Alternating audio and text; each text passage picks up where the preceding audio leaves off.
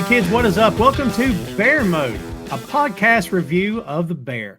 You are tuned in to Season 1, Episode 1. That's right. If you checked out the preview, then you know that there's 4 of us here, and we dressed really closely to the way we looked in that preview. Well, okay, maybe it's the same clothes. Maybe it's not. I'm not going to give that away, but hopefully you're here for some great takes on The Bear. And if you enjoyed the show, again, we hope that you're here to get some good stuff, because we got some good stuff to give you. We're all 4 fans of the show, and we've all 4 got big time podcasting stuff going on. So you're not watching a bunch of rank amateurs here, kids. You're getting the real deal. And I submit, not a better looking group of 4 dudes ever on a podcast that look like this and have these names. Okay, so that's pretty damn impressive if you ask me. My name is Tom Clark, and I'm here with you along with Joe Higgens, Jay Luft, and the man called Big Tasty, Ben Jackson. And again, we're glad you're here with us. Thanks for sharing the preview. Thanks for following us on the socials. You can see the ticker at the bottom. And if you're not watching the video part of this podcast, if you just listen to audio, brother, are you missing out? Yes, you are. So guys, we are here today to tackle episode 1, our first full episode out of the gate for this podcast. So again, we mentioned in the preview, Ben, that you are brand new to this little crew that we've got here. Not brand new to these 2 gentlemen, and not to me, because we've all recorded together. But in terms of the 4 of us on the show before, there you go. So, Big Tasty, what do you think about this, man? How excited are you to do episode 1 here today? I honestly, I really can't wait. It's going to be, like I say, Tom, we've all recorded in bits and parts. I don't think, have we ever, all 4 of us, been on the same recording? I don't think so. This is going to be a whole new system, if you will. Oh, so hopefully we all work well together. We can all not shout over each other. Like, there's a lot of that going on in this episode. Big time. No, I think we've got the chemistry, we've got the experience. As we said in the previous show, we've all had at least, if not hospitality, retail, public facing experience. With a lot of trauma that's going to go, which is good, because I think The Bear is very much a show about trauma and about how people deal with trauma and like what the vacuum that's left behind when something traumatic happens. And you see a lot of that in this episode, which we can talk about in a bit. There's a couple of scenes I really want to sink my teeth into, especially the one with the lovely sandwiches. Love to eat some of that. Yep. That was a great preview, because we went from this will be fun to, death to food. So, by the way, that's the whole series, kids, in case you didn't know. And is that not the human experience? I was going to say, that's it, Ooh, isn't I it? like that. I like that. Yeah. Notice none of us said sex because, married men. I'm just saying, like, we don't even talk about that crap anymore. So, Joe, you oversexed dog, you. Let's talk to you about what you're looking forward to for episode 1 here. I'm just looking forward to getting into it. It's nice to go back and see this from the start, because I've seen it through to where we're up to as many of them as are available. But I said, like I said, I've only seen them once, so I've forgotten the vast majority of this. I know the rough beats of it all, but there's so much lovely stuff in there at this point of just, Carmie's first day at work, even though it's not, it's like 2 weeks in or whatever. Mm-hmm. But this is the first time we see, and we quickly establish who everyone is and where everything's going, and then we get these little bits of the background of it all drip through, and it's very well done. It's very beautiful, and I'm really looking forward to going back through all of this with fresh eyes. Yeah, same. Jay, we talked about in the preview. You're the only one of the 4 of us that's never watched this series, so you're going to be watching and reviewing in real time. And we're going to have to all behave and not spoil it for you. And for anyone watching and listening now who's going to follow along with us in real time. But did episode 1 deliver? Because I'm sure your friends have been talking this show up. We talked it up to you. Did you come away from this episode going, I don't know about this show?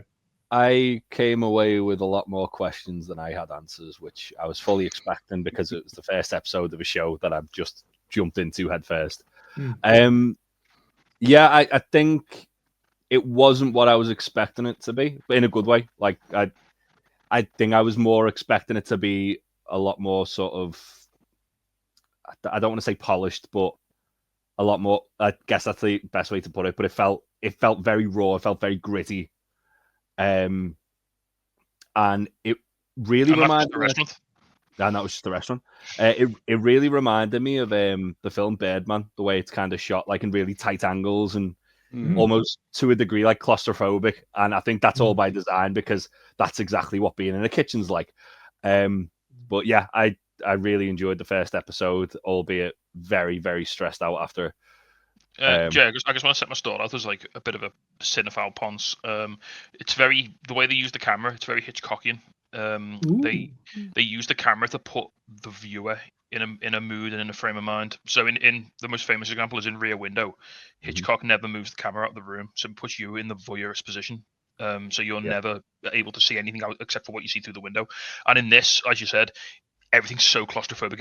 It makes you feel uncomfortable. It puts you in that kitchen. You feel stuffy. You feel hemmed in. You feel like everyone's all around you. It's all happening around you. It's overwhelming. It's like overstimulating.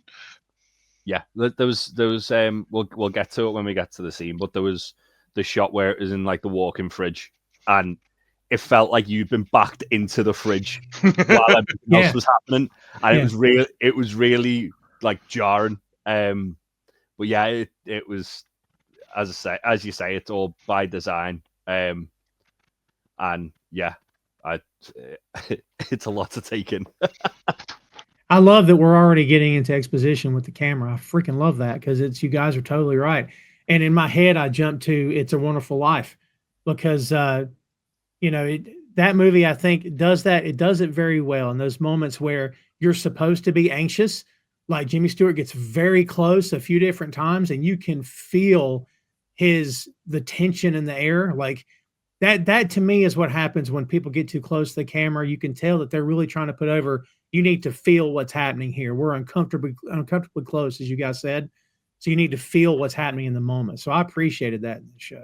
And it's always in the show. It's always when two people are arguing, they pull it right in. Yeah. So it's like they're invading your personal space. Like like you, if we've all worked in retail. There's always an example where someone gets up in your face and they're shouting at you, and you're shouting back at them, and that tension, like it ramps up the tension. Yeah, it does a really good job of like putting you in that sort of, like you say, horrible, anxious mindset. Yeah. Well, this is a tough one, kids. Not tough because we want to do the show. But some of these episodes are tough, okay? And this sucker only runs for 27, 28 minutes. But, buddy, to me, it felt longer because at the end, I'm like, it was only 28 minutes? Like, yeah. Ooh. But, it's one of them, you feel like you've watched like an hour of television and you pause it to go get a drink and it's been like 12 minutes and you're like, oh, God, what's draining because you're on edge all the way through it. You're coiled, ready to go. Yeah, and at the end of it, it's a relief that it's over, but also you're like, I feel drained by this. I'm emotionally drained. I think one thing it does really well to give that as well is that there's so much clock watching that they do. They do it about 5 or 6 times in the space of about maybe 3 or 4 minutes, where it's showing how much passage of time with them prepping to open the restaurant. I keep looking at the clock, and the clock's like gone from like 3 o'clock to like 4:30 to 5:45, and it's like, okay, we've got this expectation of a deadline of when they need to open the restaurant by. We've got this expectation of how long they need to prep things, and there's such an emphasis on time that it really does like ramp up the pressure a lot. Yeah, well said. It really does. It really does. Well, kids, if you're ready to go, we're ready to give it to you. And we're going to get into it here today. Again, Season 1, Episode 1 of The Bear. And the title of this episode is simply called System. And if you've seen this one, you know why. Good reason for it. So here we go, kids. Original air date for this episode, June 23rd, 2022. It's the first time we laid eyes on this series. The showrunner, directed and written by Christopher Storer. There are 8 episodes in Season 1.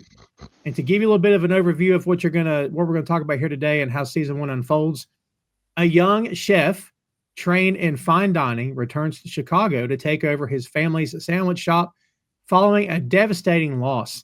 Far removed from the world he knows, Carmy, as we will come to know him, faces the harsh challenges of running a small business, managing a stubborn and defiant kitchen team, and navigating complicated family dynamics. Boy, I'll say, all while coming to terms with his brother's suicide as he strives to revive both the shop and himself Carmy teams up with a gritty kitchen crew who gradually become his newfound family. And brother, you wouldn't think that in this episode at all. But we'll get there. Let's talk about this cast, gentlemen. We've got Jeremy Allen White as Carmen Berzatto, of course, in the lead role. Ebon Moss-Backrack as Richie Jeremovich,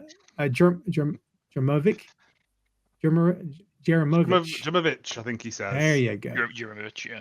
That's the great name of all time, isn't it? Right? Oh, it's a tongue twister. Io Adebri as Sydney Adamu. She's a new hire, trained, and we'll see the introduction, of course, here. It was just seeing everybody's introduction here today. Lionel Boyce portraying Marcus Brooks, and Buddy Jay, you're going to come to love Marcus. Marcus is awesome. Yeah, and also Liza Colon Zayas as Tina Marrero, also fantastic, does a great job. Edwin Lee Gibson as Ibrahim, I think, veteran line cook, older and much more calmer than the rest. Maddie Matheson as Neil Fack, handyman, family friend, mostly outside the kitchen. Abby Elliott. And Menace.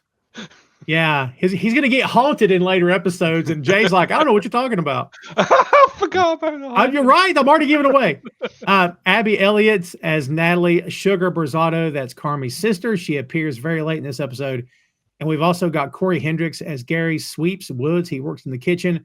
We'll learn more about him later. The opening scene of this, Jay, got to throw it to you. We're going to do this a lot because we've seen this show. As the episode opens, the sound of stoves igniting can be heard. And you see Carmy, and he's approaching a locked cage, and he releases the bear inside, cautiously coaxing it forward. When the bear suddenly lunges, he wakes up inside the restaurant. You had to have been watching this thinking, what the hell is going on here? Do you know what I mean? What do you think about this opening? I know it's called the bear, but I wasn't expecting an actual bear. Yeah, right. Yeah. He's going to be cooking bears. Yeah, so I loved the sound of like the stove turning on. That was really cool touch. Obviously, like the way it's set out, it's kind of made to be very clear that it's like a dream sequence. And as someone who has been on an early morning delivery in a bar before, I can completely sympathize with him being there at 6 a.m., sleeping on a freezer, waiting for his delivery to arrive. Yep. I actually sleep in my office on Dre days. Yep. Wow. The bear, by the way, is a real grizzly named Tag. This is not CG. Oh. Apparently, we don't know how. We don't know how close Jeremy Allen White was to the bear. Okay, but it's a real bear. He was trained for the film. Maybe Jeremy Allen White was CG. How do you train a bear? Now listen, don't you go eating that dude over there. You behave yourself. No, it's happened again. Right, yeah, not again. Damn it, another actor gone.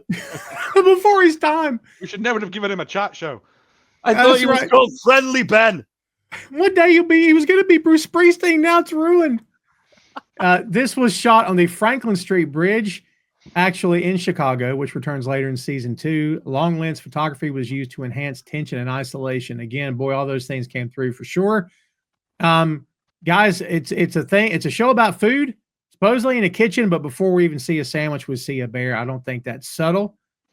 We see basically this dream sequence sets the tone for pressure, fear, and something massive that's kind of bearing down on Carmy. But that, again, that sets the tone, kids, and gets us to where we're going, because in the next scene, he wakes up. Of course, it's a dream. Shocker. He wakes up in the restaurant. It looks like he's lying on on one of those silver refrigerated tables, I guess. Some of my notes said a cot, but it's not a cot. It's a table. He's lying. No, it's either like a chest freezer or just a workbench. Yeah, he answers the door and he learns he was supposed to have gotten 200 pounds of meat and he only got 25. And then he's on the phone trying to work it out. Again, for anybody out there that's worked in the restaurant business or the grocery store business or whatever, the show must go on.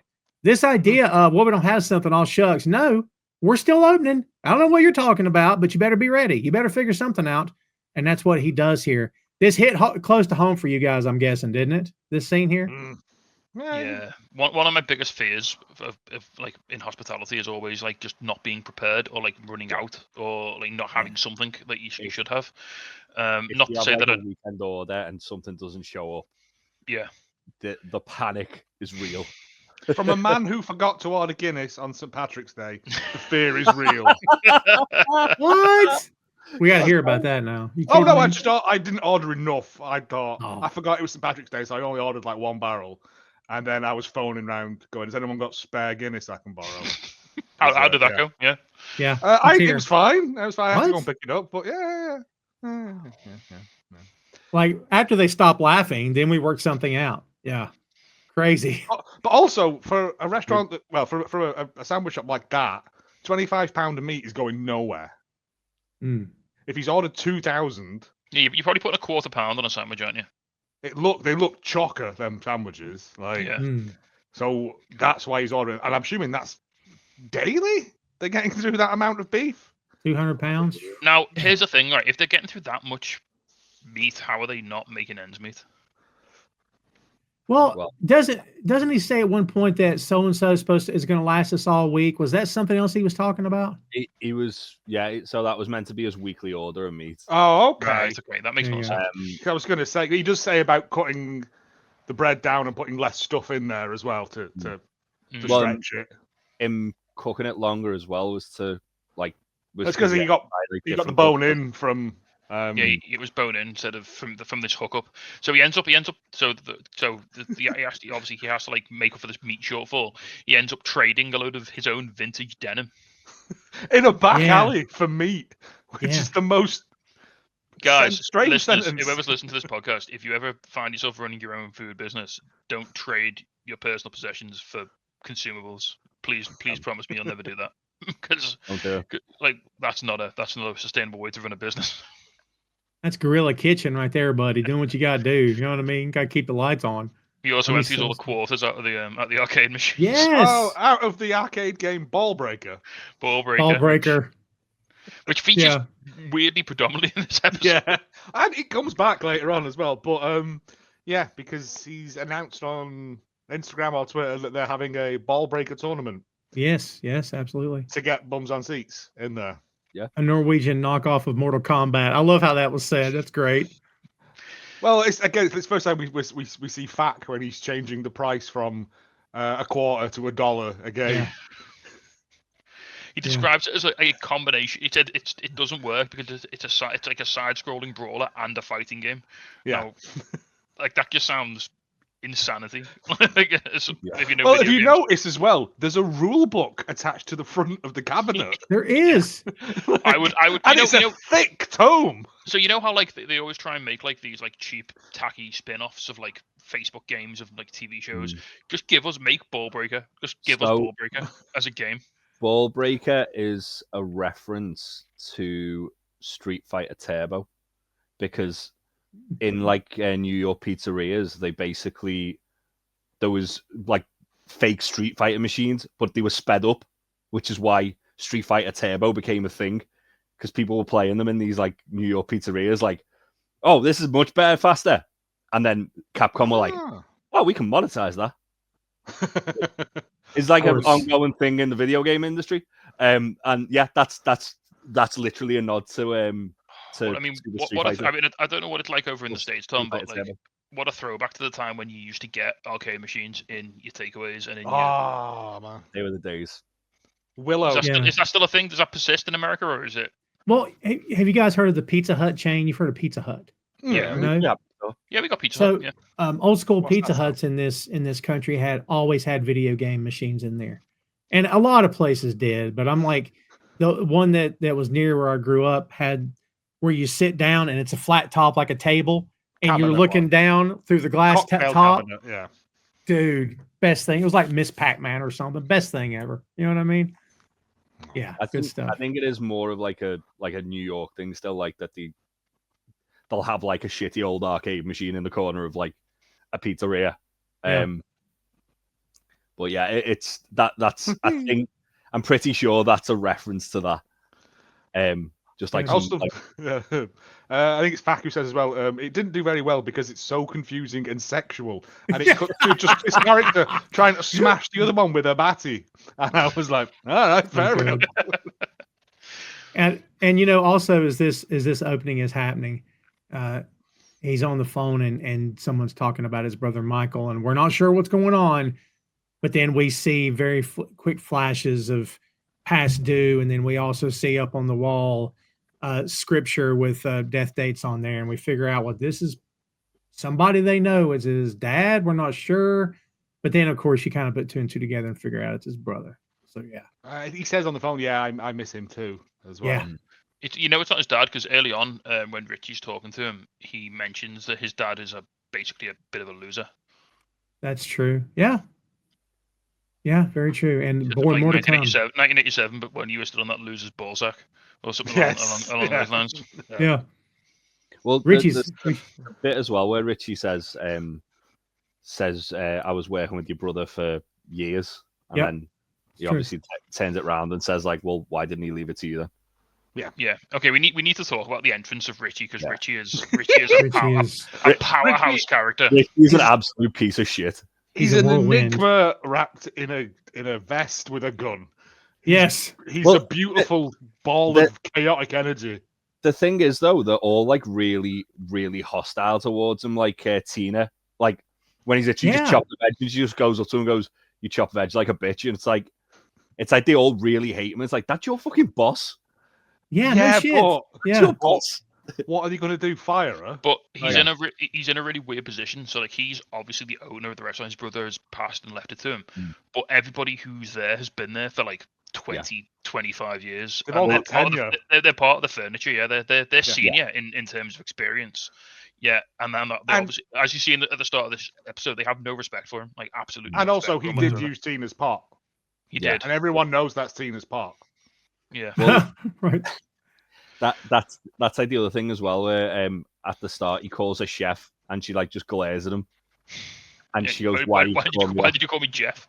Yeah, why you call me Jeff? Yeah, and he's like, "No, chef," and that's a really important like little like thread throughout the episode. Which when he tries to tell her, he said, "No, it's a sign of respect. I'm calling." It's later on he gives the explanation for why he's doing everything that he's doing. But I think at that point she thinks he's mocking her.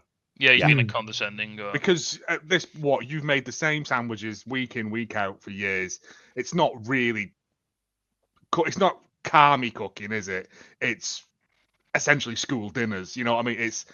You can do one thing well, which is fine. And as they say, the point of this episode is they work because they do the same thing every day. They have their system, which they know exactly what they're doing. Like Marcus comes in, makes the same bread every time. The other guy, he's making the beef the same way. He knows he takes it out at this time, he puts it in at this time, he puts this much gravy in, he does this. As soon as this, for some reason, this particular day, maybe because of the financial problems, Carmy's decided today's the day to implement sweeping change. Yeah.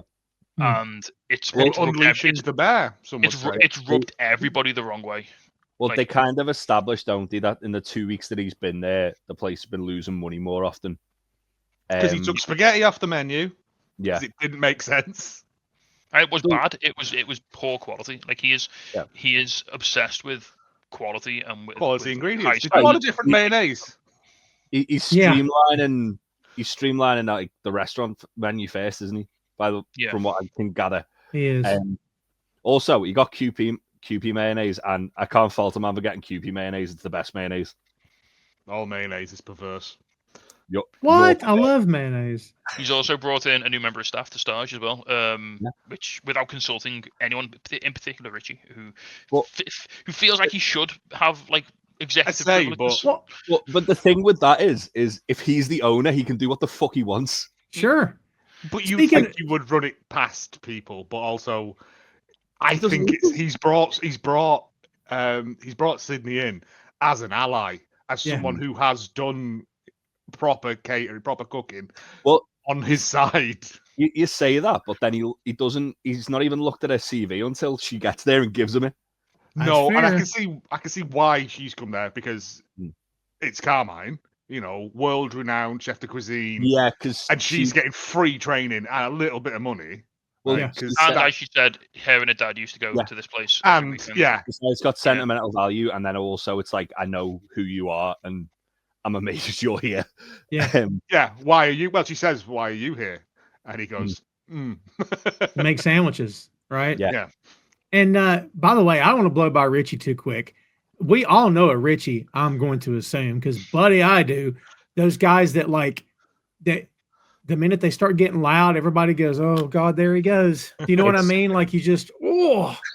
So from working in hospitality and being around kitchens, it's never the head chef.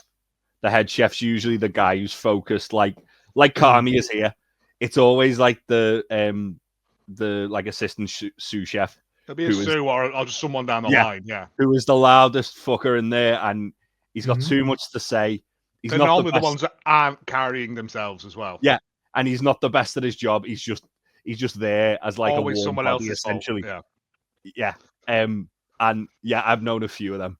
Yeah, we all have. But before we all get too into, because it's easy to it's easy to bag on Richie because he's a dickhead basically. I love Richie. There is a little like he plants a few seeds. Like every now and then, there's like these little moments of like humanity and like little moments of like sort of they come through. There's a throwaway line here when he's arguing with Carmy.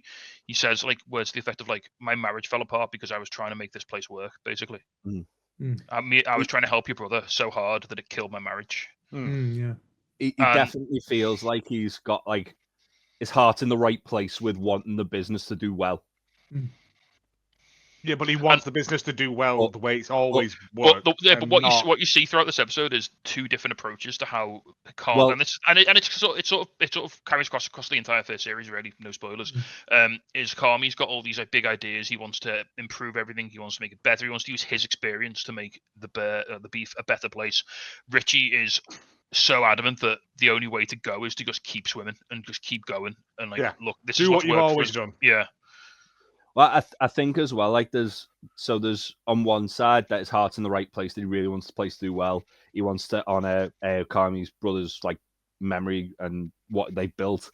But on the other side, I think this is why I didn't like him. On the other side, there feels like a sense of entitlement that he should be in Carmy's position. He should be running the place.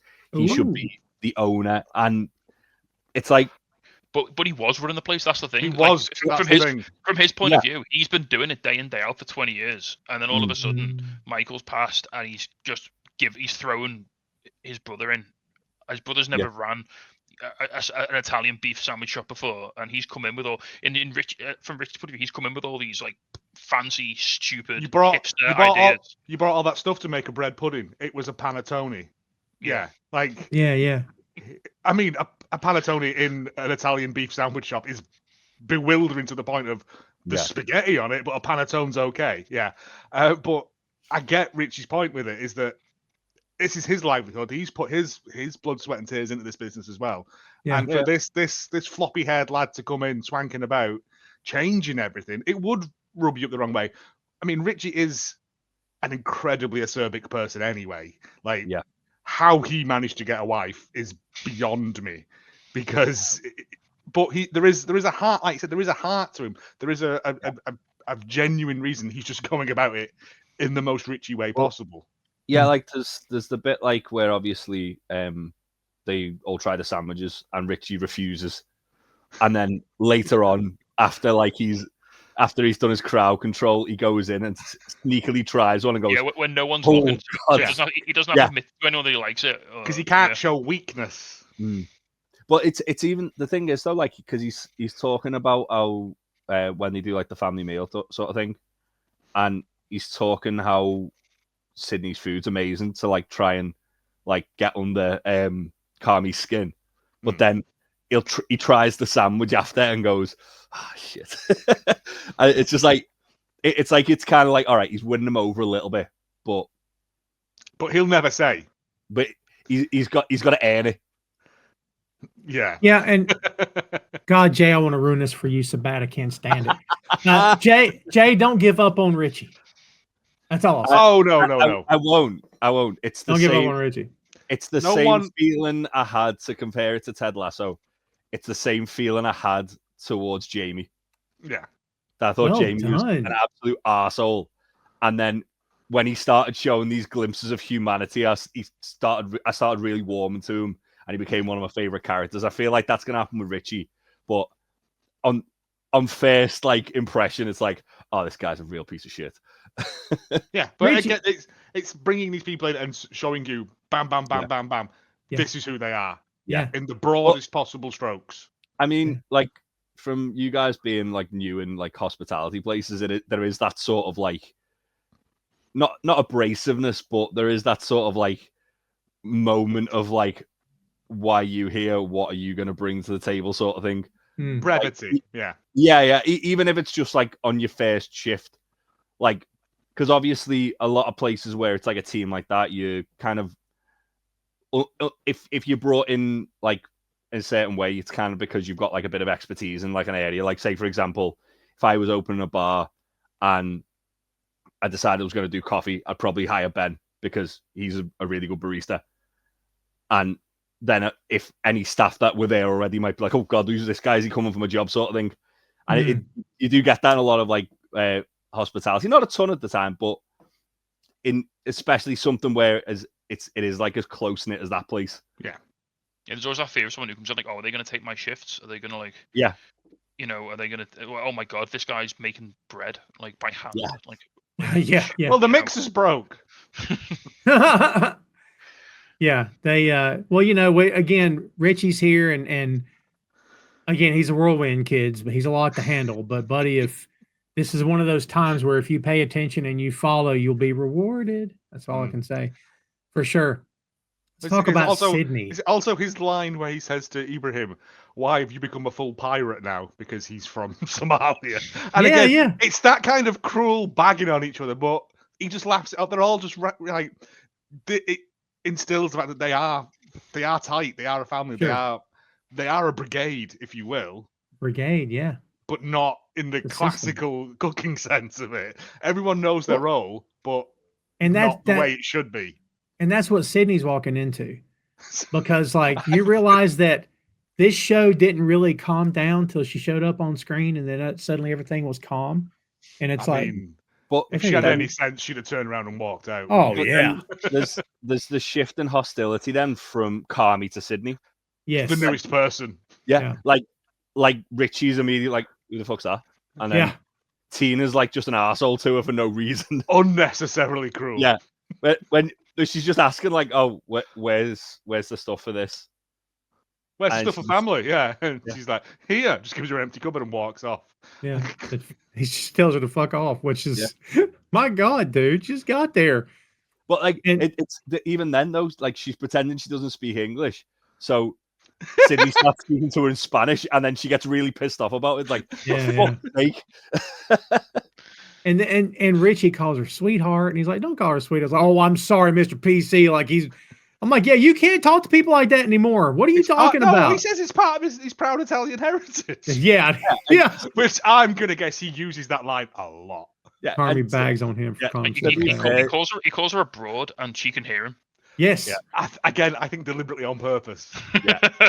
Like, with the first one, she kind of like, I think she kind of realizes he's just being a fucking dickhead for the sake of it, though, because like she just rolls her eyes, and goes, "Oh, it's all right," and then like sure, and just walks off. And then as soon as he's like carrying on, it's like, yeah, all right, he's just like kind of like swinging his dick around to Carmy. It's to provoke a reaction. It's to push your buttons. It's to see how far he can provoke you. That's what chefs do. They're fucking monsters. Any of my chefs listen to this, you know I'm not like full of shit. Oh, mate. They'll agree. Now, agency chefs, I was just like, yeah, I'm never working with them again. Oh. Yeah. Absolute animals. Well, we talked about this. Ben, I think you brought this up in the season 1 preview. This spot in the walk-in cooler, it just feels like, you are, as we said, you're kind of backed into the wall, and you're sort of, again, the camera angles, as you guys brought up, great call, tense and uncomfortable, but, they're just going at each other. And like you said, Sydney has to hear it when the door's shut, but Richie's telling him, don't start being rude and doing 1,000 things. He mentions taking care of his mom for 6 months. He has receipts from his divorce lawyer, Joe, like you said. They're backing up. He's been spending time trying to put his family back together because Carmy won't come home.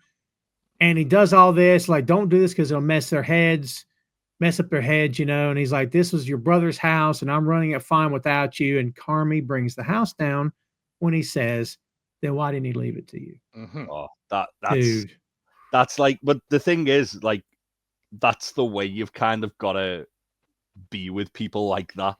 Yeah. Like it like as I say, like this is where I kind of get the idea that Richie has a bit of a sense of entitlement that he should have left the place, not Carmy. And Carmy turned around and going, well, if he thought you would have done a good job, he would have left it to you, not me. Sort of thing. Yeah. And it's like it. I mean, from someone who's not seen any other episodes in this one, it feels almost like it was by design that Carmy got left it because he's a brilliant chef and they know he's going to turn the place around. But obviously, like they've got all these people set in their own ways, following that system, and he's got to kind of like he's got to sort of show them that there is a way to do it by breaking a few of the rules. And well, the reason we find out later on in this episode is that Carmine went off and became a chef was because that Mikey wouldn't let him in the shop, wouldn't let him be part of this. Right. So again, he went and did all this out of spite?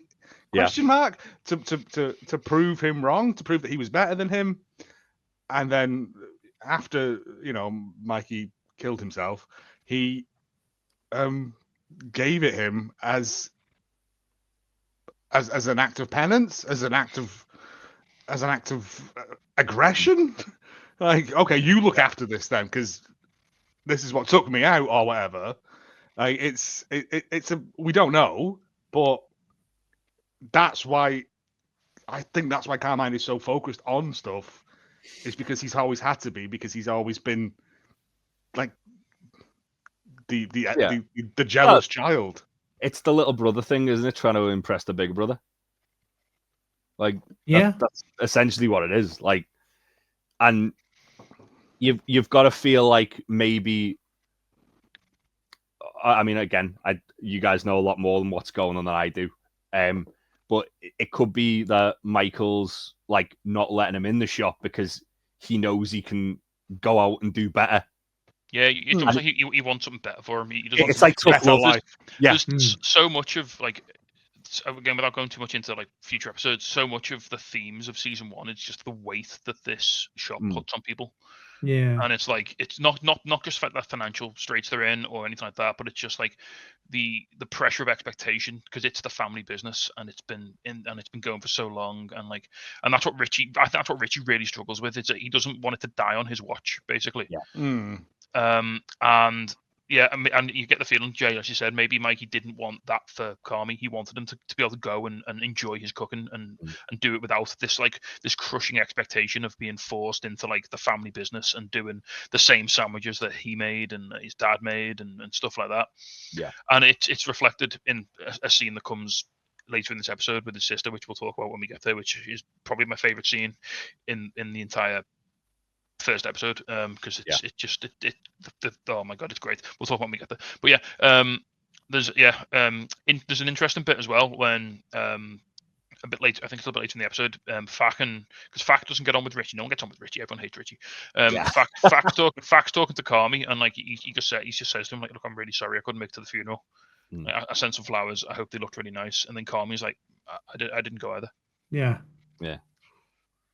And it's like, well, what was their relationship like at this point? And like, how long? What was Mikey and Carmy's relationship? We don't know. Like, And to your point, Tacey, that like you said, we'll get into it, but like the biggest issue that's underneath the surface is Michael's no longer there, and nobody in this family or in this restaurant has dealt with it. No one's getting therapy. No one's talking to each other. Yeah. People just act like it didn't happen. And like, you can do that if you guys have ever grieved over somebody, you can do that to a point. And then eventually you'll have the worst day at work you've ever had, or you'll put your fist through the wall and you'll be like, damn, I think I need to talk to somebody, because I'm telling you, it'll get to you. Where's my knife? But it's even worse in this situation, because not only have they not dealt with his passing, but he's still so present in the restaurant. Yeah. Yes. And they literally just picked up the brunt of what he's kind of like, pretty much like the biggest sort of burden, so to speak, that he's left there. They've just picked it up. Yeah. Yes. So not only have they not dealt with his passing, but they're also like trying to keep the restaurant as like, it's almost like a monument to him. Yeah. And that's such an impossible like needle to thread. Like it's you can't like and like Richie's almost like wanting to keep it the way that Mikey had it because of Mikey, but that's not working. No. But then Carmy wants to change it, and everyone else, it's like, oh no, that's your brother did it this way, your brother did it that way. You know, it's your brother's house. He keeps saying that. He literally says it's your brother's house. No, his brother's dead, dude. Yeah. You know, it's Carmy's now. You've got to move on. Because right now the restaurant. I'm sorry, Jay, but like right now the restaurant is the beef. In case we hadn't said that, it's not the bear, it's the beef. Jay, it's kind of become an albatross to Ben's point about around everybody's neck. Yeah, 100%. And like Richie says, doesn't he? Like this was my house. I've run this house. And then like Carmy's like, it's not your fucking house, it's my house, sort of thing. Yeah. And again, like them button heads is gonna set the scene for something much bigger later. And it does feel like he's like throughout this episode, little by little, it feels like Carmy's starting to win some of the more like bullheaded people over. And I think once he gets his claws into Richie, he'll be all right. But it's a long way to get there. Yeah, like there's that moment, there's no when they all sit down for family, and it all sort of comes together, and like you actually say, oh yeah, they do really, everyone really does care about each other, and like if you notice that they're all sitting there, but Carmy's not. Carmy's stood off. He's stressed out, looking out the window, and he doesn't eat. And he doesn't eat. Yeah. And it's all them, like, they all rip on each other, and it's all in good nature, and they're all laughing, and they're telling stories, and I'm thankful for this, and and it's a lovely thing, and it's. Can we just point out as well the fact that Fack's got 2 cats, and he has given them both the same name for simplicity? Because it's easy. Just Ralph's. Easier. Joe, talk to me about the metaphor of Carmy's missing knife. What's that say to you? It's just like you're saying. No one's dealing with stuff, and he thinks that someone's stolen his knife as punishment. This incredibly expensive knife. I looked it up. It's like $300 for this knife because it's Japanese steel, and it's beautiful. If I could afford one, I'd have one, but I'd cut my hand off in about 2 minutes but. He's convinced that someone's taken, and it's all like Stacey said, it's no one's dealing with stuff, and stuff just builds and builds and builds, and small annoyances become huge molehills. Like that's not the right analogy, is it? But molehills. Yeah, and it's just these things build up, and it starts off with the pan, and and the meat having bones in it and stuff like that. But he's convinced that they're doing this to punish him somehow. But as it turns out at the end, he just dropped the knife. Yeah. All the way through it. So all of this aggression he's been showing people about where his knife is and can I have my knife back, no one's touched it. Jason, since this is your first watch through, I'm gonna do this the whole show. Okay. Jay, when you saw Carm see the knife, did part of you think someone put that knife there to get at him? Did you think that? To a degree, but I think because he was so because there was so much going on, and it felt like he was trying to put out like so many different fires. Like he had the pot there, and Tina was kicking off about the pot, and he was like, "No, we need to keep the beef in that. Use another pot. It's fine." And then Richie's complaining that the meat's been on too long. He's like, "No, I've had to do it this way because we've had to get this meat instead. It's fine." And then he's asking everyone to clean up after themselves and sharpen the knives, and no one's listening to him. And you can just tell he's just it's like when you're in a really stressful period in work, and like something like that will happen because you're paying so little attention to what you're actually doing and everything else going on around you. But he probably did think, oh, Tina's probably pissed off that I'm using her pot and took my knife, because he keeps saying to her, "Where's my knife, Tina?" Yeah. I don't know. I wouldn't. Yeah. Well, she says, "Where's my pot?" Yeah. But is at that point where he says, no, stations, you clean the station as you go. I refer to you as chef as it's a sign of respect, and you call me chef, it's a sign of respect. And he goes through all of these things to prove that he isn't being a knob to people. He's just trying to make this work. He's trying to make the place feel more professional and more as opposed to the disorganized chaos that it is. Yeah, it works, but it could work so much better. Yeah. And the prime example of that is when Marcus brings over the roll and he's like, it's too dry. Put a steam tray in the bottom of the thing. And he's like, don't tell me how to do my job. And he's like, just do it. And then later in the episode, he's like, oh, yeah, that is a lot better. Yeah, you were right. Yeah. Well, it's also that great bit where Fack's talking to Marcus and Richie's just throwing bread trays over the top of his head. And Fack just starts calling him a knobhead. And Richie just appears behind him. And Marcus hasn't bought in either, guys. He hasn't bought in at all. Like when Richie makes jokes, he's laughing. He thinks Richie's funny. And then, Marcus finds that book and he finds that award for best, rising star chef and Carm's name on it. And buddy Marcus, I think, is impressed because he's like, wait a minute, he's the real deal. There's that really nice bit when he goes back with the bread and he goes, thanks, chef. And yes. You see Carmy just like looking kind of like try and fight back a little smile. It's like, there you go. He's got Marcus straight out the gate. To compare it to Ted Lasso, which I'm probably going to do a lot. It's like when Ted wins over Roy. Yes. Like Marcus is the first piece of the first puzzle. domino. Yeah. All he gets to fix the mixer.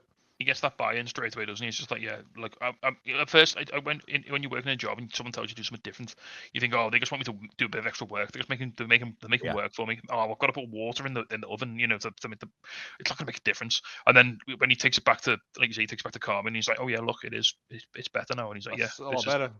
This is, and he just shows him, look, this is what you can aspire to. This is what you can be.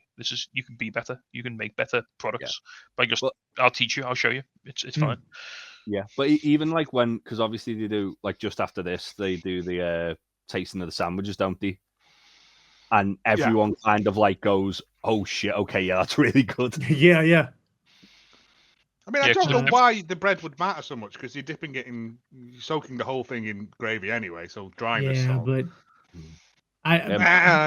did you get a taste? Could you taste it when they were eating it? Because I was salivating watching. It was that bit where he gets the bone-in meat and he's trimming that fat off it, and it just shows it sealing off in the pan and I was like, oh man, yeah. I don't even eat that much meat now, but I could have munched through that. Food porn. I'm just saying. Oh my god, it's freaking good. I want to just stick my head in that pan and eat it all, like a fucking dog. Yeah, well, like we said, Richie doesn't like the idea of straying from the system, and Carmy points out that the system can barely afford to pay people, and then Richie is yelling. He says the bread should stay the same and gravy should stay the same, and he walks out and does this Italian thing, which is effing weird. But yeah, and after that we get the bit with Fack, and he's talking about the Norwegian knockoff of Mortal Kombat. I love that line. That's gonna stay with me, and.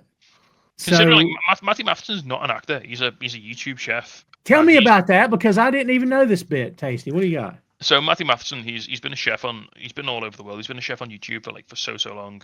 He's done loads of really fun, he's in the sort of Action Bronson mold of he'll just go to crazy places and cook food with crazy people. He's big into sort of skate culture, alternative culture. He's all tattered up, And yeah, I'm pretty sure this is if it's not his first acting gig, I think it's one of his first acting gigs. He was brought on, as I think I said in the last episode, he was brought on as the culinary consultant to make sure that all the food techniques are done properly. So when they're chopping veg, they're doing it the way that you do it in a professional kitchen and stuff like that. And they just got him. I don't know whether he was supposed to be on the show or whether they just liked his energy and found a role for him. But my God, he's got such great comic delivery. He's so good. Yeah, he's so good. As just a bumbling fool of a man. Yeah, but he's just got charisma out the ass. Oh, yeah. I think as soon as you went, my cat's Ralph, and then Sydney goes, both the cats are called Ralph. He goes, yeah, it's just easier, isn't it? And I'm like, it's a beautiful idiot line, but it's yeah. I mean, the more we find out about Fack as it goes on, the more you love him because he's everyone's mate. And and even Richie likes him really, even though he calls him a lot of horrible names. Yeah, Fack is great. He's very Costello. You know what I mean? Where he's put together, but he's funny, and sometimes, like you say, he's kind of a bumbling around. But God, he's so funny, dude. So good. And there's other characters that come along later that I won't ruin it for you. That just man, just adds to the spice that is this guy. You know what I mean? Somehow there's a character that comes along later, kids, that just elevates Fack, and you think this guy's already funny. Oh my God, when it happens, you're like, it's like Beavis and Butthead to some degree. You know what I mean? But it's great. I'm just here for it. And I love the scene where he's like he's fiddling with the mixer and Mark's just telling him what's wrong with it, and he's like, oh, yeah, I'll fix it. I'll get it fixed before we open. And like, if you've ever worked in hospitality or in anything, there's always been that day where like something's broken and like you've just thrown someone who's not qualified to deal with it at it and been like, just get that working for like an hour. Fack is sort of the maintenance man. Yeah. They have, not on staff, but he's just because him and Carmy, they all grew up together. They all go up together. So like. He's known them since childhood, and he's still hanging about. Like, he says, "We'll pay you in sandwiches." Pay you in sandwiches, and he's like, "Okay, that's good." Yeah." I mean, I'd be happy with that. But then even then, though, Richie's like, "No deal," straight after. Richie's like, "No, we're not doing that."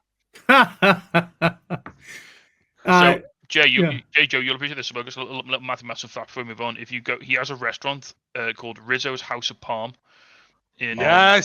In Fourth Erie, Ontario. Where? Okay. In Ontario, we can do it when we go Mystery Wrestling. We'll do a Canadian tour. Yeah, boy. Yeah, so you can go and get some of Matthew Matheson's Palmos. Wonderful. Don't you dare threaten me with a good time. I was going to say, anything to get me out of this country, I might be on for that. You know what I mean? They might not let me back in. That's happening right now. So, you know. He does also have a burger place called Matty's Patty's Burger Club in Toronto. Yeah, but it's not Parmo, is it, mate? No, well, very few things are. Tom, have you ever had a Parmo? I have not. Oh boy! Describe to me what this is. You must have a chicken parm. It's chicken parmesan. Yeah. So it's basically chicken, like breadcrumbs, parmesan cheese. Well, it's bechamel sauce with cheese normally, but and that's a tomato sauce. And sometimes tomato, yes. Yeah. But you can put other stuff on it. So, we used to go and get salt and pepper, palm, or hot shots. Yeah. He also last month he formed a hardcore punk band called Pigpen. Amazing. The more I find out about everything, this man, the more I need to go and listen to that. I think this guy might be my hero. Yeah. He's straight edge. He had a heart attack when he was 29 because he was abusing cocaine and he quit using drugs and alcohol. Wow. Fair play here. This guy, how old is this guy now? He is 42, 43. God. My age. 43, yeah. He's lived a lifetime already. Good Lord. Crazy. Yeah, if you're interested in Matty Matheson, if you listen to this and you think this guy sounds pretty cool, check him out. He's done a lot of stuff like Vice on YouTube and a lot of cooking stuff. Go and check him out. He's endlessly entertaining. Really, really fun guy. I haven't seen this stuff, but if you like him in this, because I don't think it's that much of an extension of his actual personality. It is just him. Yeah, I don't think they told him that this wasn't real. They've just thrown him in and gone like, mix the blender. He thinks he's working in a real restaurant. These cameras, don't worry about the cameras. We're doing something else later. Yeah. I do like that the line goes very, very quickly, but he tells Marcus when he's working on the mixer that he was friends with Michael until he got dark at the end. And then you just, because this episode's 1,000 miles an hour, you cut to, bam, it's that quick. But I'm like, I went back and listened to him say it again. I'm like, man, there's a story to be told right there, buddy. Like, and at this point, it's different for me, you, and Joe, but you've not seen Michael yet. You don't know what he looks like. You've not seen his face. No, we've seen like the back of his head and stuff I think in some sort of flashback sequence or something. I think we've seen at this point in it. Mm-hmm. But he's just a name. He's just a name. His name and a shape at this point. Yeah. Do you know who it is, Jay? I do not know. Good, we won't ruin it for you. I've deliberately. Rod Hull. God damn it! But he's dead. So is Michael. Smart casting. Did Michael fall off a roof too? He was pushed by Emu. He was pushed by Orville. Emu's got blood on his hands, man. I tell you. Oh god. Tom has no idea what this is. We're getting back to that British stuff again. I'm lost. British puppetry ventriloquism. Someone explain this to Tom.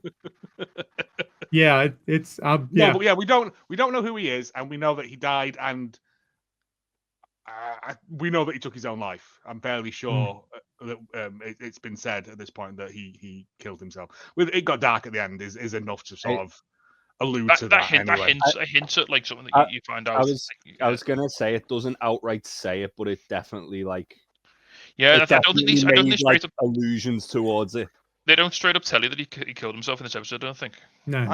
I honestly can't remember. To be honest, I'm fairly sure something was said, but yeah, all right, that's my fault. They didn't outright say it, but they did very much like heavily imply it. Well, it was in the blurb at the top, right out at the start. So.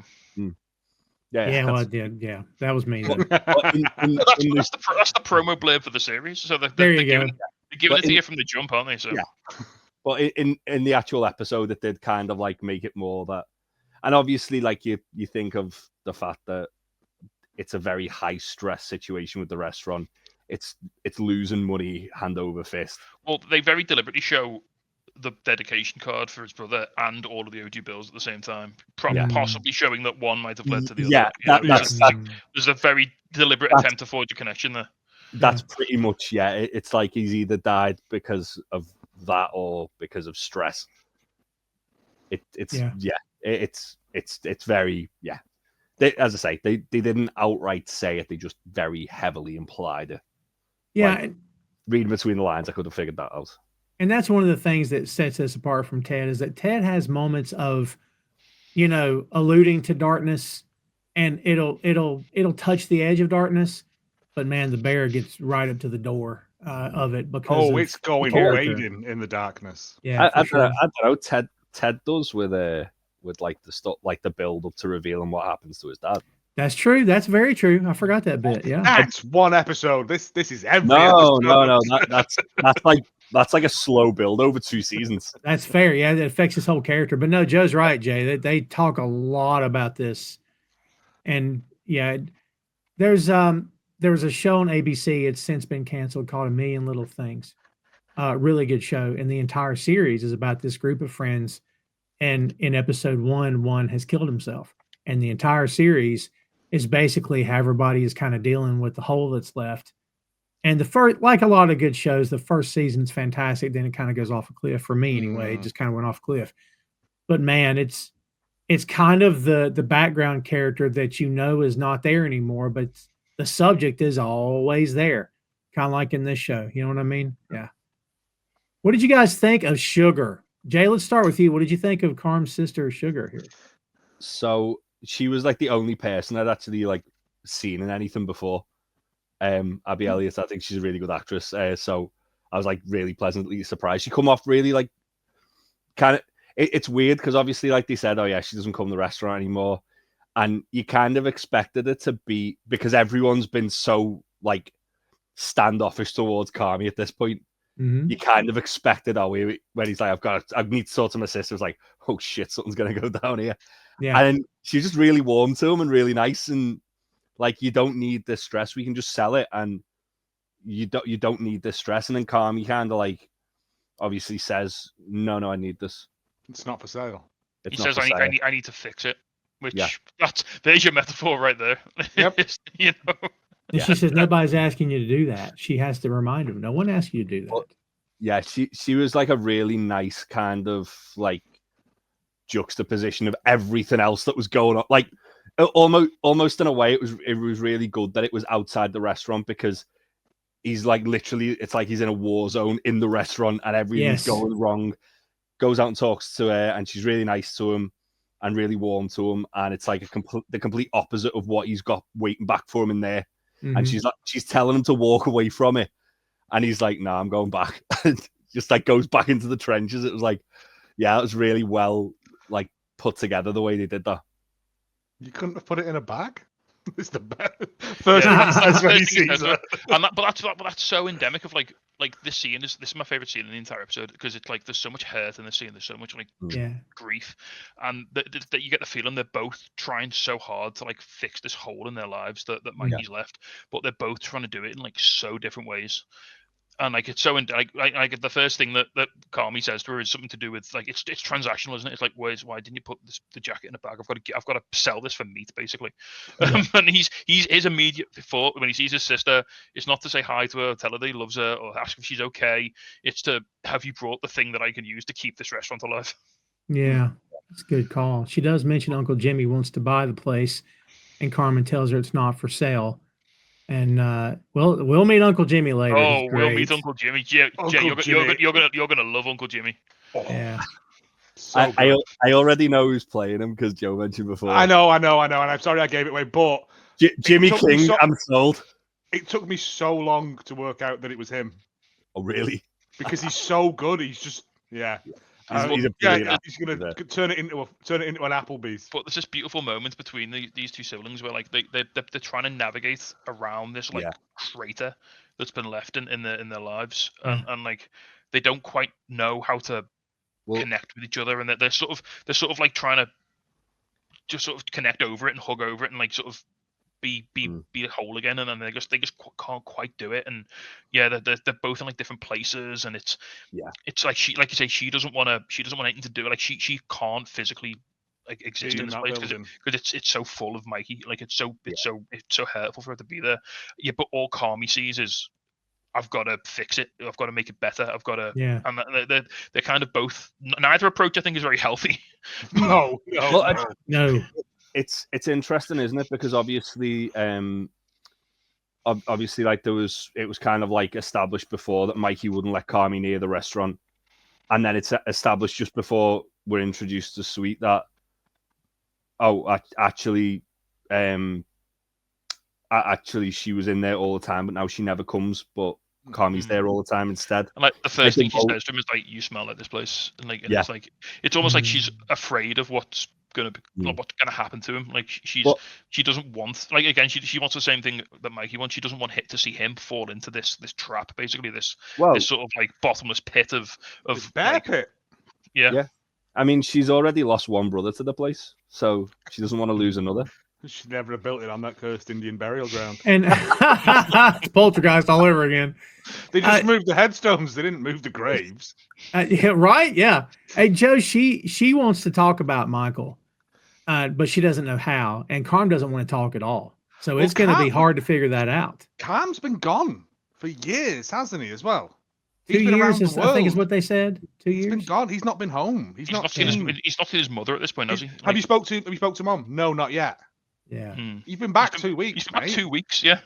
It's like, it does feel like he's literally just kind of like landed, got there, and got to work, and but that's what I'm saying. It's like Taste It. He's focusing all his energy on this instead of dealing with the thing that he actually needs to deal with, which is the loss of his brother. They're all doing this thing.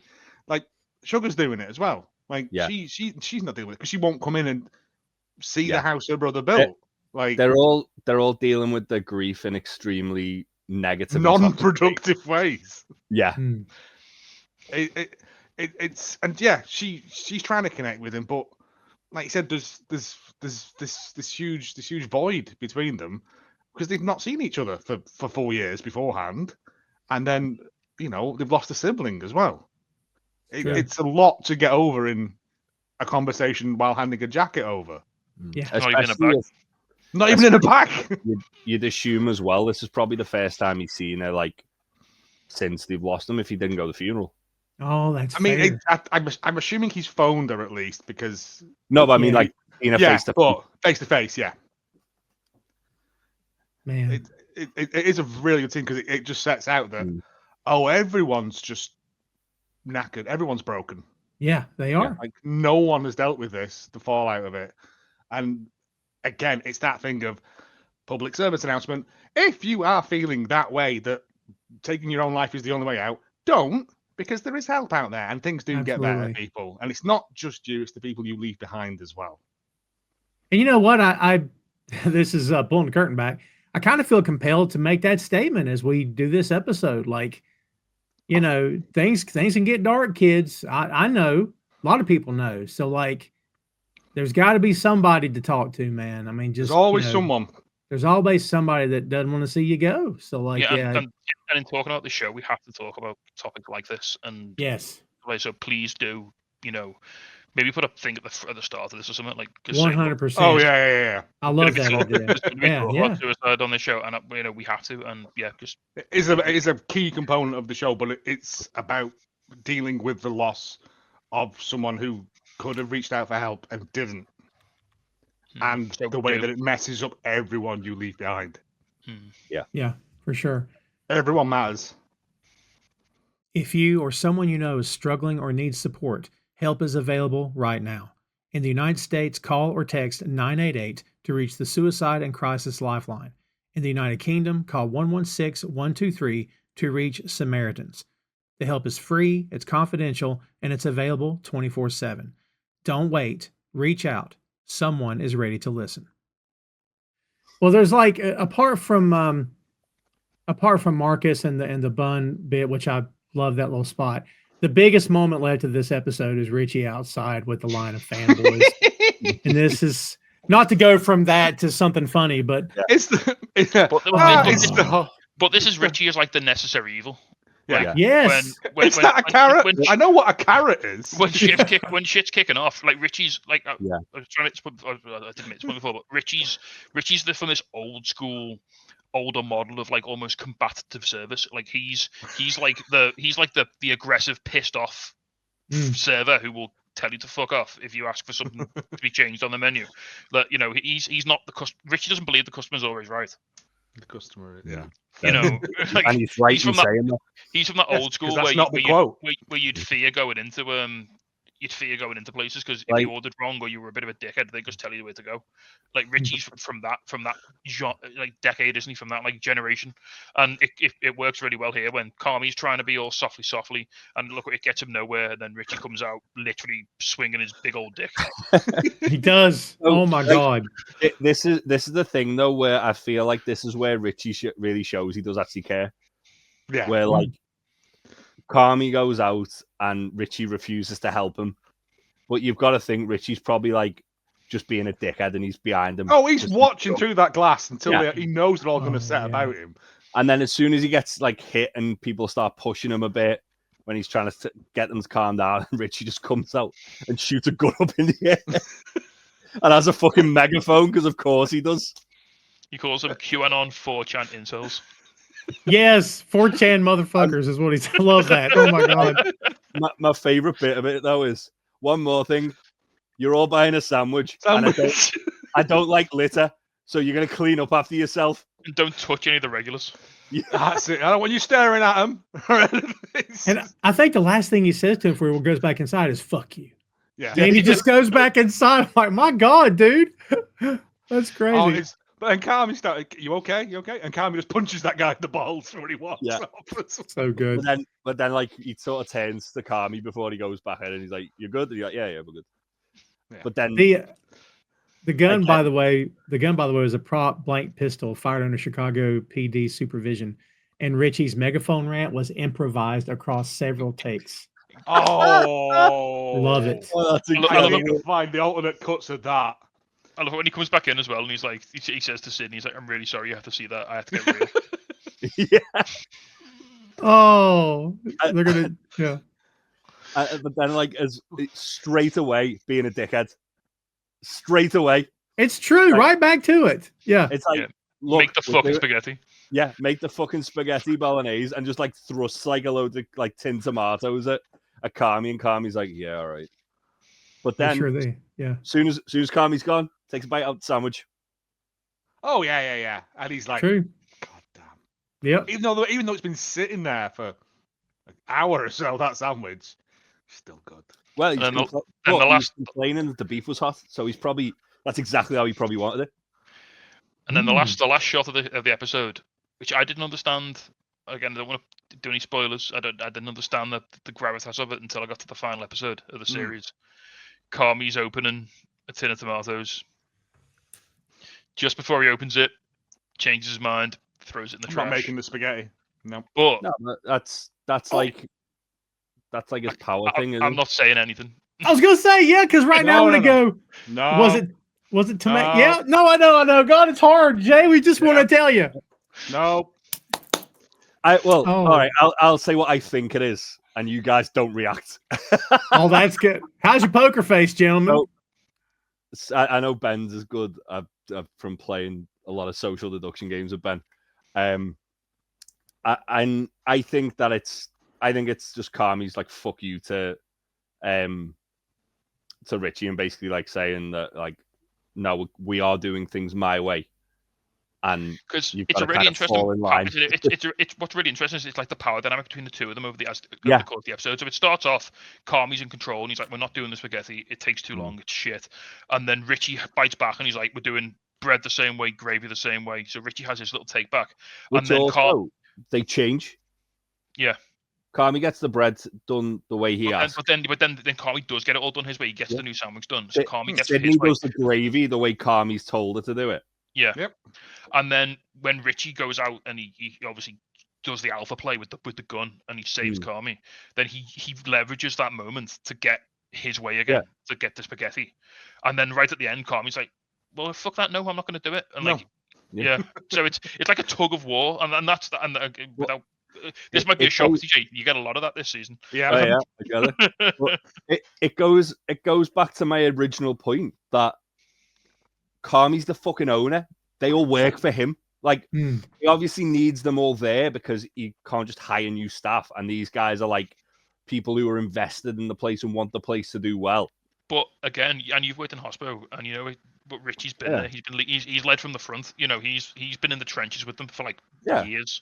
So even though Carmy's the owner and he technically is in charge, Richie's got all the respect. Richie's got he's got all the money in the bank. You know, Carmy was in charge and nearly got beaten to death by a carrot. That's true. So it's give and take with it, but they both want to take.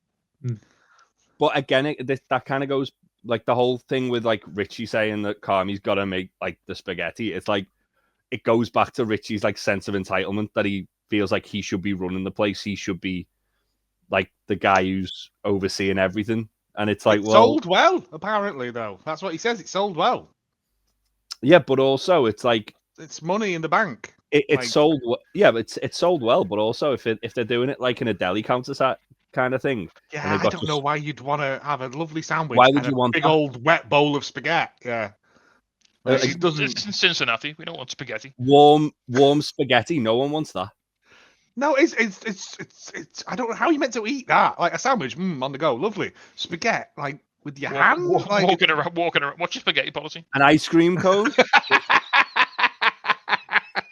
It's like a walking taco. You know what I mean? Like a walking bowl of spaghetti. I don't know. Like, how would you? Yeah. What is your spaghetti? Like that's the thing. Like, there's obviously like places that do like takeout pasta, but like. It's never spaghetti. It's usually like it'd be fusilli or Action Man bow tie. Yeah. Penny? As a man with a large beard, I fear spaghetti. Like I'm sure. Like you would not believe. I'm a big fan of spaghetti, but I'll never eat it in public. No, it's like them Oreos that you have to put a blanket over your head to hide your shame from God. I'll have to chop it up into little bits and then just. That's not spaghetti. I'm going to set the Italians on you, chopping up spaghetti. Think I'm going to eat spaghetti when people can look at me? No, I don't want any judgment. No. Don't put yourself in the back. No, can't Life's do it. too short. Don't do it. I can't do it. And before anyone thinks we're going to do meat and spaghetti like we did with the kebabs, not going to fucking happen. No. A beef sandwich. You got it. Beef sandwich, and I'm going to get one of them big white chef's hats. I feel like, you know, the way we threatened to get Richmond shirts for the last episode of Two Nations. I feel like we should all get chef whites for the last episode of this. I think I've got mine somewhere still. Man, see, I guarantee you I won't fit in them now. Ben, can you order some through your work? I'll get some sugar and lime. Yeah, we'll get them delivered. Kids, believe it or not, that's going to do it for episode 1. I think we're done. Bye.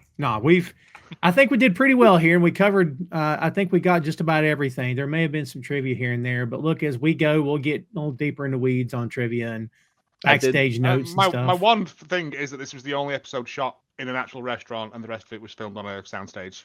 Yes, Ooh, this was right. filmed very in Mr. good. Beef, I believe. Yeah, Yeah. I think that's right. Yeah. I don't know why I Which don't is have the that. guy he buys the denim he's doing the meat trade with is the guy that runs Mr. Beef. Oh, cool. That's pretty cool. That's great. I tell you who, if he were a fan of this show, I would have had him as Phil Lindsay. Shout out Phil, Chicago native. I was was gonna watch. surprised Phil wasn't involved in this. Right? He's gonna watch the show and go, I know where all that is. You know what I Yeah. mean? Like, Can that's we pretty get like cool. maybe for the last episode? Can we get like an intro where Phil goes to Mr. Beef and gets an Italian beef and like Oh, that'd be does great. a little review of it for us or something? And I some think we need spaghetti. to ask Phil to do that. And some spaghetti, yeah. Yeah. And he just throws the spaghetti in the bin because it's stupid. Stupid. Yeah, but watch out for those tomato cans. Oh, God, I want to tell him. I'm not gonna. No! I'm not telling him. No, It's don't fine. do it. Giving too much away as it is. I didn't do a thing. I'm not even listening to what you guys are saying right now. Good. He did that through the TED show too, all the time. We had to wake him up. Exactly. Come on, Jay. Come on, get with it. So yeah, episode 1 in the can, ladies and gentlemen. There you go. We hope you enjoyed this show. Yeah, dude. Yeah. Oh, well done. See, you guys are gonna do that thing where you end up tying it back to the show when we try. You know what I mean? 100%. All the time. I love it. I love it. Well-oiled machine. That's right. Let's go around the horn and get final thoughts. Big Tasty, let's start with you. What's your final thoughts on this episode? I mean, I love it. It's like we've just gone through it the last hour or so. It sets out everything you're going to expect from the show. It puts all the main pieces on the table. It's the Carmy Richie power struggle. It's the grief and the processing of grief, and the restaurant is like almost like a metaphor for like the memory of Mikey. And yeah, I think, and then also you start to see there's an interesting thread. It's already started in this first episode, develops out the series of the sort of the pressure that Carmy inadvertently puts on the rest of the team with his sort of demands and his wanting to make changes and upscale and you know, stuff like that. So Especially Sydney. Yeah, you can follow this from like you can watch the show as a show about family dynamics. You can watch a show about working in hospitality.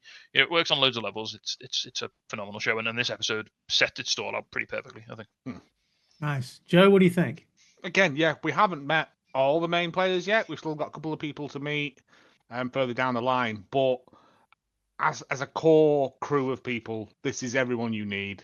And like I said, this is everything you need to know, and it's done in such a good way. It's show don't tell at its most perfect, because little things that are dropped throughout it go, oh right, that, oh okay, yeah, right, yeah. And it's just done in a really beautiful way, but also it is again just stress. just one of the tensest things I've watched, and I honestly cannot wait for Jay to get to the Feast of the Eight Fishes. It's the big Christmas episode. The flashback one, because by the end of these 3-4 seasons of it, Jay's hair will be white or missing. I mean, it's already fucking starting to go white, mate. So got a head start on you there. So Jay, what do you think besides knowing you're going to be gray at the end of all this? I mean, I got a lot of hospitality related PTSD from this episode. I imagine that's only going to like continue, probably, and get worse. I first impressions, I love the way it was shot. I love how, like, again, it felt like from someone who's worked behind the bar, like in a tight space with a lot of people walking around. It felt like it kind of embodied that, the way it was shot, obviously with everyone shouting behind and corner at everyone. That didn't help. And yeah, it really kind of give people who haven't worked in that sort of a space a feeling of what it's like to. I thought it was really well done. I really liked that it was quite clearly foreshadowing a lot of stuff that you guys didn't mention at all one bit, how it was foreshadowing things.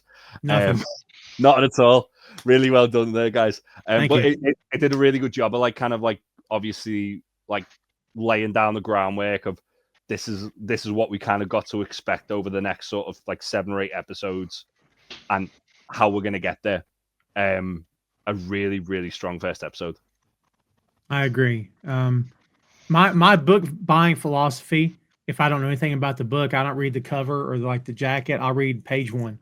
And if I'm grabbed by the end of page one, I may buy that book because I still like the old school feel it in my hands kind of thing.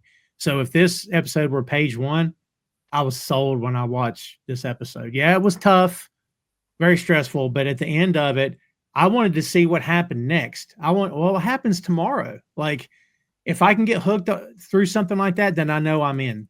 So I was definitely in for this, and I think you guys are too. So again, thanks for watching, kids. We got a whole lot more to come. 8 episodes in this season. Makes me choked up. 8 episodes in this season, and we're going to give them to you. And then we're going to give you season 2 and 3, and then 4 is coming very soon. And as 4 is happening live, we'll be talking way back about season 1. So there you go. But it's okay. Well, it's in like 3 weeks, isn't it? Yes, it's coming soon. Yeah, we'll catch up. People can watch it, form their own opinion, and then we'll tell them how they're wrong. Yes, I like where your head's at. Yeah, we can absolutely do that. Yeah, that's a plan. See, Ben gets it. I'm glad he's here. He's got it. So thanks again, as always, for watching. Kids, we do appreciate it very much. Follow the podcast, please, and thank you on all the social media platforms at Bear Mode Pod. You can see it on the ticker running below. And if you're listening after the fact, check us out also on boinkstudios.com. All the links are updated there pretty regularly. And you'll find also links to all 3 of these men and to their respective websites and where they are on social media as well.